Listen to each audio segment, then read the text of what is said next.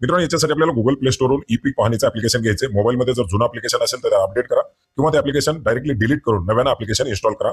E पीक पाहणीचं 4.0.0 असे नवीन version आलेले नवीन application आहे. हे ऍप्लिकेशन इन्स्टॉल केल्यानंतर याला जे काही परमिशन मागितल्या जातील त्या सर्व परमिशनला अलाउ ऑल करायचे, कुठली परमिशन डिलीट करू नका. याच्यानंतर नेक्स्ट वरती क्लिक केल्यानंतर आपल्याला महसूल विभाग निवडण्यासाठी सांगितलं जाईल. नागपूर, अमरावती, कोकण जो काही आपला विभाग असेल तो विभाग आपल्याला याच्यामधून निवडायचा आहे. आता आपण याच्यामध्ये छत्रपती संभाजीनगर निवडलेला आहे. याच्यानंतर आपल्याला शेतकरी म्हणून लॉग इन करायसाठी सांगितलं जाईल. पूर्वीच आपण रजिस्ट्रेशन नोंदणी केलेली असेल तर मोबाईल नंबर टाकून संकेतांक पाठवरती क्लिक करू शकता किंवा नोंदणी करावरती क्लिक करून सुद्धा आपण आपली नोंदणी करू शकता. आता आपण मोबाईल नंबर टाकून संकेतांक क्रमांक मागितल्यानंतर आपल्या मोबाईलवरती नोंदणी झालेली असल्यामुळे संकेतांक क्रमांक पाठवलेला आहे तो टाकायचा आहे आणि लॉग इन करावरती क्लिक करायचं आहे. लॉग इन करावरती क्लिक केल्यानंतर आपल्याला या ठिकाणी नवीन जी काही माहिती असेल आपली नवीन खातेदार जोडा म्हणून ती माहिती आपल्याला याच्यामध्ये भरायची, ज्याच्यामध्ये आपल्याला सर्वात प्रथम जिल्हा निवडायचा आहे. जिल्हा निवडल्यानंतर याच्यामध्ये आपल्याला तालुके दाखवले जातील, त्याच्यामधून तालुका निवडायचा आहे. तालुका निवडल्यानंतर त्या तालुक्यामध्ये असलेली गावाची नावं दाखवली जातील आणि याच्यामधून ज्या गावामध्ये आपल्याला ई पीक पाहणी करायचे ते गाव निवडायचे आणि नेक्स्ट वरती क्लिक करायचे. याच्यानंतर आपल्याला खातेदार निवडण्यासाठी पहिलं नाव, सर्वे नंबर, गट नंबर, खाते नंबर जे काही असेल त्याच्यानुसार आपण याच्यामध्ये सर्च करू शकता आणि सर्च केल्यानंतर आपलं जे काही नाव असेल ते नाव शोधून आपल्याला याच्यामध्ये खातेदार निवडायचं आहे. आता आपण ज्या खातेदाराची नोंदणी केलेली त्याच्या व्यतिरिक्त याच्यामध्ये आपण नवीन खातेदार जोडलेले आहे. आता याच्यामध्ये 2 खातेदार या ई पीक पाहणीच्या ऍप्लिकेशनमध्ये ऍड झालेले आहेत. आता कोणत्या खातेदाराची आपल्याला ई पीक पाहणी करायची त्या खातेदाराचं आपल्याला नाव निवडायचंय. आता नाव निवडल्यानंतर पुन्हा नेक्स्ट वरती क्लिक करायचे. ई पीक पाहणीचं पोर्टल आपल्या समोर खुलेल. याच्यात सर्वात प्रथम आपल्याला कायमपड जर असेल तर कायमपड नोंदवायचे.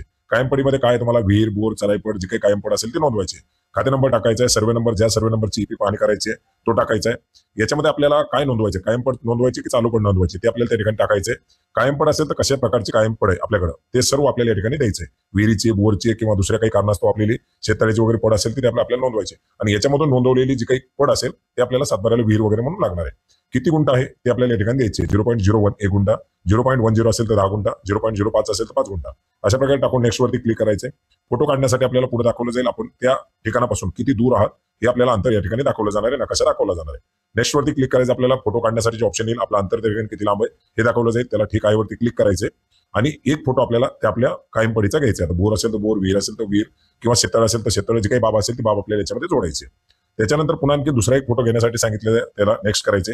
आता आपला बोर आहे, त्याच्या बाजूला सोलर आहे, याची 1 गुंठ्याची पड आहे. तर आपल्याला आपण बोरचा फोटो घेतलेला आहे, सोलरचा फोटो घ्यायचा आहे आणि 1 गुंठ्याची ती कायमपड जी असेल ती कायमपड आपल्याला या ठिकाणी नोंदवायची आहे. आता दोन्ही फोटो घेतलेले, दोन्ही फोटो घेऊन आपण याच्यामध्ये ओके करून नेक्स्ट वरती क्लिक करायचं आहे.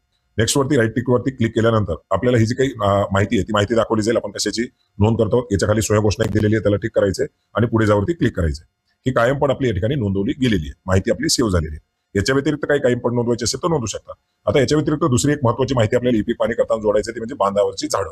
जर तुमची बांधावरची झाडं असतील फळबागा व्यतिरिक्त, आता बऱ्याच जणांच्या फळबाग आहेत तर ते आपण पीक पाहणीमधून फळबागा नोंदवू शकतो. पण जर बांधावरती आंब्याची, चिंचाची किंवा इतर काही लिंबाची वगैरे झाडं असतील तर ती झाडं आपण याच्यामध्ये जोडू शकता. याच्यासाठी सुद्धा आपल्याला गट नंबर घ्यायचा आहे, सर्वे नंबर घ्यायचा आहे. याच्यानंतर बांधावरचं झाड कुठलं झाड आहे आपल्याला ती झाडाची नोंद करायची. बांबू असेल, बाबळ असेल, खेड असेल किंवा हिरडा असेल, आंबा असेल, लिंब असेल, जे काही आहे ते आपल्याला त्या ठिकाणी निवडायचे. झाडाची संख्या किती आहे ती संख्या या ठिकाणी टाकायची आहे. संख्या टाकल्यानंतर आपल्याला खाली ताबडतोब फोटो घेण्यासाठी ऑप्शन आहे. 2 कॅमेराच्या ऑप्शन दिले, 2 फोटो याच्यामध्ये घ्यायचे आहेत. आता आपण आंबा जोडलेला याच्यामध्ये आंब्याचे जे काही झाडं असतील आपली बांधावरची त्याचा एक फोटो घ्यायचा आहे, क्लिक करायचे, ओके करायचे. त्याच्यानंतर पुढे आपल्याला आणखीन एक फोटो घ्यायचा आहे, तो फोटोवरती पण क्लिक करून जे काही आंब्याचं झाड असेल त्या आंब्याच्या झाडाचे फोटो आपल्याला त्या ठिकाणी घ्यायचे. तुमची इतर जर काही झाडं असतील तर ती झाडं सुद्धा याच्यामध्ये नोंदवू शकता. इतर झाडं असतील तर त्या झाडाची जशी नारळाची झाडं आहेत किंवा लिंबाची झाडं ती झाडं आपल्याला टिक करून सर्व प्रकारची झाडं नोंदवायची. आता कायमपड झाली, बांधावरची झाडं झाली. याच्यानंतर आपल्याला आपली ई पीक पाहणी करायची. आता ही सर्व माहिती आपण जोडल्यानंतर पुन्हा एकदा मुख्य पृष्ठावरून आपली जी काही ई पीक पाहणी आहे त्या ई पीक पाहणीच्या याच्यावरती यायचं. ई पीक पाहणीच्या ऍप्लिकेशनवरती आल्यानंतर आपल्याला पीक माहिती नोंदवा अशा प्रकारचे ऑप्शन आहे, त्याच्यावरती क्लिक करायचे.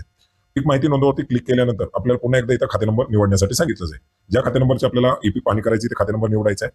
त्याच्या अंतर्गत ज्या सर्वे नंबरचे आपल्याला ई पीक पाहणी करायचं तो सर्वे नंबर निवडायचा आहे. त्याबरोबर त्या सर्वे नंबरमध्ये किती क्षेत्र आहे ते दाखवलं जाईल. त्याच्यामध्ये पेरणी योग्य क्षेत्र किती आहे ते दाखवलं जाईल. याच्यानंतर आपल्याला कुठलं पीक आहे, संपूर्ण वर्ष आहे की खरीप आहे ते आपल्याला निवडायचं आहे. याच्यानंतर जे काही पिकाचा वर्ग आहे तो पिकाचा वर्ग निवडायचा आहे. निर्भेळ आहे, मिश्र पीक आहे, पॉलीहाऊस आहे, जे काही असेल ते आपल्याला टाकायचं आहे. पिकाचा प्रकार काय, पीक आहे की फळबाग आहे ते आपल्याला निवडायचं आहे. याच्यानंतर पिकाचं नाव निवडायचं. मग तुमचं सोयाबीन असेल, ज्वारी, बाजरी, मका, मूग, उडीद जे काही असेल ते आपल्याला त्यातून निवडायचे. ते निवडल्यानंतर संपूर्ण क्षेत्र असेल तर पूर्ण क्षेत्रावरती क्लिक करायचे आणि नसेल गुंठ्यामध्ये असेल तर आपल्याला जेवढं काही गुंठा येते त्या ठिकाणी द्यायचे. 20 गुंठा आहे तर 0.20 लिहायचे. 1 एकर असेल तर 0.40 करायचे. कशा प्रकारे तुम्ही याला पाणी देता त्याचं साधन तुम्हाला निवडायचे. विहिरीने देता, बोरने देता. आता मित्रांनो या ठिकाणी फक्त तुम्ही सिंचनाचं साधन निवडताय. तुम्हाला सिंचनाचं साधन जर सातबाऱ्यावरती आणायचं असेल तर कायमपडीमध्ये नोंदवायचे. याच्यामधून सर्व प्रकार निवडायचे. त्याच्यानंतर आपल्या लागवडीची जी दिनांक आहे ती लागवडीची दिनांक याच्यामधून सिलेक्ट करायची आणि पुढे जावरती क्लिक करायचे. पुढे जावरती क्लिक केल्यानंतर आपण किती दूर आहोत वगैरे माहिती नकाशा पुन्हा एकदा आपल्याला दाखवला जाईल. आपलं लॉंगिट्यूड लॅटिट्यूड दाखवलं जाईल. याच्यानंतर आपल्याला 2 फोटो पिकाचे घ्यायचे. पहिल्या फोटोवरती क्लिक करायचं, आपलं अंतर किती दाखवलं जाईल त्याला ओके करायचंय. पिकाचा एक फोटो घ्यायचा आहे. पिकाचा फोटो घेतल्यानंतर त्याला टिक करायचे, ओके करायचे. याच्यानंतर पुन्हा एकदा आपल्याला दुसऱ्या पिकाचा म्हणजे दुसरा एक फोटो पिकाचा घ्यायचा आहे. त्याच्या दुसऱ्या फोटोवरती आपल्याला क्लिक करायचं. पुन्हा एकदा आपल्याला कॅमेरा दाखवला जाईल, ऑप्शन दाखवली जाईल. पिकाचा आपल्याला फोटो घ्यायचा आहे आणि त्याला ओके करायचं. तर हे दोन्ही फोटो झाल्यानंतर आपल्याला ओके करून पुढं नेक्स्ट वरती क्लिक करायचे. त्याच्यानंतर आपण भरलेली माहिती, पिकाचे फोटो हे सर्व आपल्याला दाखवलं जाईल. दिलेली सोय घोषणा टिक करून आपल्याला नेक्स्ट वरती क्लिक करायचं. आपली माहिती पूर्णपणे सबमिट झालेली आहे, माहिती अपलोड झाली. दुसरं जर पीक त्या सर्वे नंबरमध्ये निवडायचं असेल तर निवडू शकता, त्या गटामध्ये निवडायचं असेल निवडू शकता. आणि जी काही आपण माहिती निवडली ती पिकाची माहितीमध्ये आपल्याला पाहता येणार आहे. याला जर डिलीट करायचं असेल डिलीट करू शकता, दुरुस्त करायचं असेल तर दुरुस्त करू शकता. 48 तासापर्यंत आपल्याला दुरुस्ती करता येते. याच्या व्यतिरिक्त जर काही माहिती तुम्हाला अपलोड करायची असेल तर ती जर तुम्ही ऑफलाईन पद्धतीने केलेली असेल तर अपलोड करू शकता. बऱ्याच वेळा नेटवर्क नाही म्हणून आपण ऑफलाईन पद्धतीने ई-पीक पाहणी करतो. तशी असेल तर अपलोडवरती क्लिक करून आपण अपलोड करू शकता.